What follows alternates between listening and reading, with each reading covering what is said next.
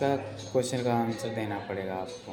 ठीक है, इसमें टाइम जो दिया है 90 मिनट का टाइम दिया है और इसमें क्वेश्चन हैं 25 हैं, शायद 25 हैं क्वेश्चन। 25 में से अगर आप 18 सही करते हैं तभी पास होंगे, अन्यथा आप फेल हो जाएंगे। तो इसमें पूछा रहा है चाइल्ड इनरोलमेंट में लाइन क्लाइंट सीएलसी में कार्य पूरा होने के बाद क्या नामांकन रिजेक्ट किया जा सकता है। तो यहाँ पे करना है जी नहीं और यहाँ से नेक्स्ट कर देना है। फिर इसके बाद आता है child enrolment lite client CLC में आई से की सूची की जा सकती है, निवासी यूआईडीआई काल की। तो इसमें से आपको जो भी सही लगता है वो आप कर सकते हैं। ठीक है, डेमोग्राफिक सूचना फील्ड में इनमें क्या अनिवार्य है। तो यहाँ पे जो है सभी, क्योंकि डेमोग्राफी अपडेट करते समय यहाँ पे नाम, आयु, जेंडर हर चीज़ चेंज कर सकते हैं। ठीक, तो हम यहाँ पे सभी पे क्लिक करेंगे। Child enrolment lite client CLC packet में अपलोड किया जाता है। तो हाँ, तो यहाँ पे होगा child enrolment lite client CLC में ऑप्शन अपलोड। यहाँ पे इस दूसरे वाले पे बी पर क्लिक करेंगे और इसे नेक्स्ट कर देंगे। नेक्स्ट करने के बाद फिर 5वां क्वेश्चन आता है आधार का उपयोग नागरिकता साबित करने के लिए किया जाता है। तो यहाँ पे हम ये ए नंबर करेंगे क्योंकि यही है सच। 5 वर्ष से कम आयु के बच्चों सहित सभी व्यक्तियों के नामांकन के लिए बायोमेट्रिक जानकारी आवश्यक है।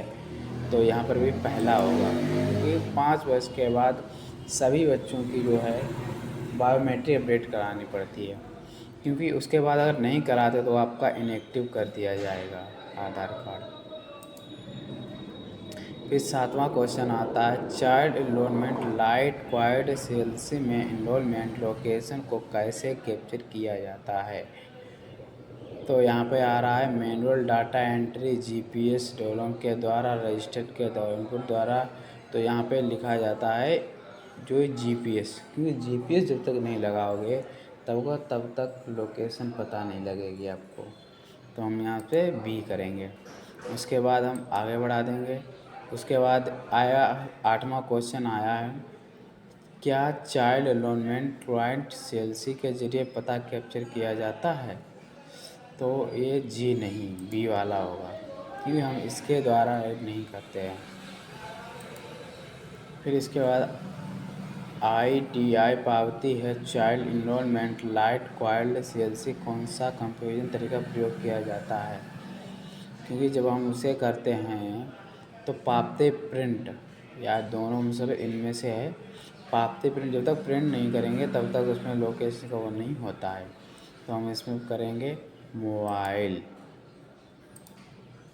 बच्चे के नामांकन के वक्त किसका आधार नंबर अनिवार्य है। तो यहाँ पे अभिभावक का विकल्प A2 माँ और पिता, यानी कि मम्मी और पिता का दोनों का लगता है, क्योंकि बच्चा छोटा होता है तो उसमें दोनों लोगों का लगता है आधार कार्ड। दोनों में से किसी एक का लगा सकते हैं। ठीक है, तो यहाँ पे हम डी वाला क्लिक करेंगे, नेक्स्ट करेंगे।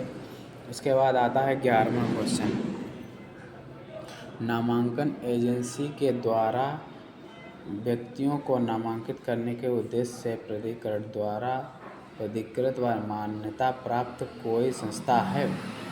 तो वह एजेंसी।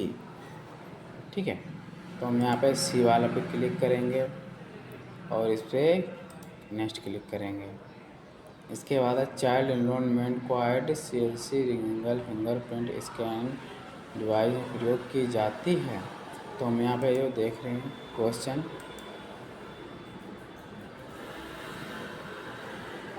तो यहाँ पर हम जी करेंगे, पहला वाला क्लिक करेंगे। फिर 13वां क्वेश्चन आता है UIDI जारी करने के लिए कौन सा संगठन जिम्मेदार है। ठीक है, तो हम यहाँ पे डी वाला करेंगे UIDI।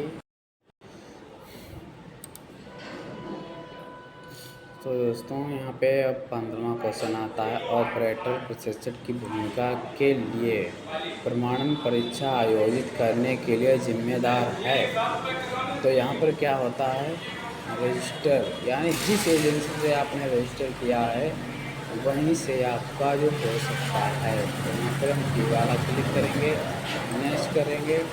उसके बाद 16वां क्वेश्चन आता है, एक व्यक्ति है जो रजिस्ट्रार और प्रशिक्षक के साथ पंजीकृत है जो किसी ऐसे व्यक्ति की पहचान की पुष्टि करता है जिसके पास कोई वैध POI और BOI नहीं है, जिसके पास प्रूफ नाम वाला भी नहीं है और आइडेंटिटी वाला भी नहीं है। तो इसके द्वारा हम कैसे करेंगे, एजेंसी नामांकन एजेंसी के ऊपर निर्भर करता है कि वो क्या करता है। ठीक है। चाइल्ड एनरोलमेंट लाइट पॉइंट सेल्सी में को दिए गए नामांकन के लिए पुनः प्राप्त की जा सकती है। तो यहाँ पे लिखा है होम पेज में एनरोलमेंट क्लाइंट, सेटिंग में एनरोलमेंट क्लाइंट, अपलोड इनमें से कोई नहीं। तो यहाँ पे हम डी वाला क्लिक करेंगे, यहाँ पे नेक्स्ट करेंगे। आधार भारत के उन सभी व्यक्तियों को दिया जाएगा जो आधार नामांकन जिनकी अवधि में 180 दिन के लिए भारत में रह रहे हैं।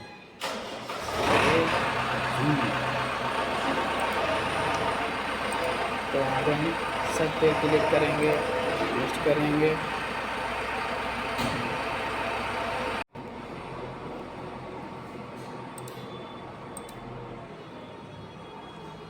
तो यहाँ पे पूछ रहा है, यदि माँ बाप में से किसी एक की IT उपलब्ध है तो क्या बच्चे का नामांकन हो सकता है। तो हाँ, यहाँ पे जी हाँ बी, अगर जिस किसी एक का भी अगर है तो बच्चे का नामांकन उपलब्ध हो सकता है। तो यहाँ पे नेक्स्ट को दिए। उसके बाद आता है नामांकन केंद्रों पर नामांकन की प्रक्रिया का निष्पादन करने के लिए निम्नलिखित एजेंसियों द्वारा युक्त एक प्रमाणित कर्मचारी है। तो क्या है, यहाँ पे नामांकन ऑपरेटर यानी कि नामांकन ऑपरेटर और प्रेषक यानी कि डी वाला यहाँ पे सही होगा। तो डी वाला हम पे क्लिक करके हम यहाँ पे नेक्स्ट कर देंगे। उसके बाद आता है निवासी अपनी आधार संबंधित शिकायतों समस्याओं के लिए निम्नलिखित में से किन नंबरों पर संपर्क करेगा। तो यहाँ पे जो UIDI का जो नंबर होता है हेल्पलाइन नंबर, तो वो होता है 1947। हम यहाँ पर ए पर क्लिक करेंगे और इसे नेक्स्ट कर देंगे। फिर आता है चाइल्ड एनरोलमेंट लाइट CIL के डी रजिस्ट्रेशन हेतु क्या आवश्यक है। EI कोड, रजिस्टर का कोड, EI लॉगिन, तो इनमें से ED कोड ये वाला होता है तभी आपकी दोबारा रजिस्टर हो सकती है। ठीक है। तो यहाँ पे हम नेक्स्ट करेंगे। फिर आता है child enrolment light CLC operator system कौन सा है। तो यहाँ पर जो होता है वो विंडो होता है।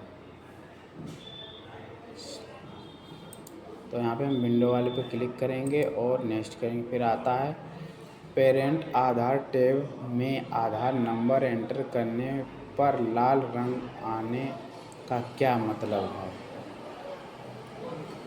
पेरेंट आधार टैब में आधार नंबर एंटर करने पर लाल रंग आने का क्या मतलब है। तो वैलिड आधार यानी कि वैलिड ये होता है जब हमसे सही डालते हैं तो वैलिड आधार होता है, और यहाँ पे जो इनवैलिड आधार यानी जब हम गलत डालते हैं तब लाल लिख के आता है ये गलत नंबर है। तो हम यहाँ पर बी वाले पर क्लिक करेंगे और इसे नेक्स्ट करेंगे क्योंकि अब हमारा सारे क्वेश्चन हो गए हैं। तो हम यहाँ पर ये द एंड एग्ज़ाम लिखा हुआ है, हम इस पर क्लिक करेंगे और यहाँ पे यस पे क्लिक करेंगे। तो हम यहाँ पर देखेंगे हमारे यहाँ पे 14 आए हैं कि ठीक है।